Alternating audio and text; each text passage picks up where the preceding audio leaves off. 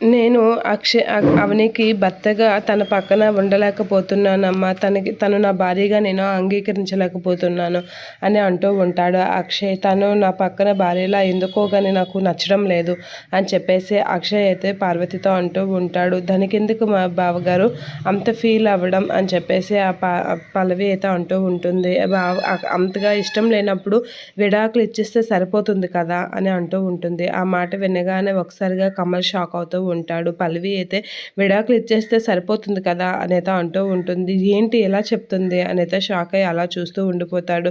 ఏంటి మా అన్నయ్య వదినకి విడాకులు ఇచ్చేయాలా అనేత అనేసరికి పార్వతి కూడా అలా చూస్తూ ఉంటుంది.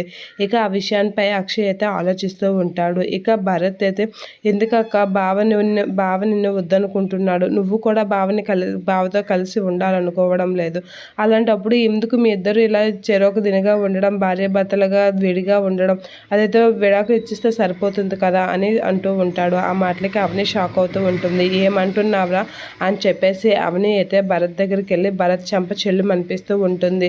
మా ఇద్దరం భార్యాభర్తలుగా విడిగా ఉండాలనుకుంటున్నాం, కానీ ఎప్పుడు విడిపోవాలని కోరుకోలేదు, నన్ను విడిచి మా ఎప్పుడు విడిపోవాలని అనుకోలేదు అని చెప్పేసి అయితే అంటూ ఉంటుంది. ఆ మాటలకి అక్షయ్ కూడా ఆలోచిస్తూ ఉంటాడు పల్లవి మాటలకి. ఇక పల్లవి అయితే ఆ భరత్పై చాలా సీరియస్ అవుతూ ఉంటుంది.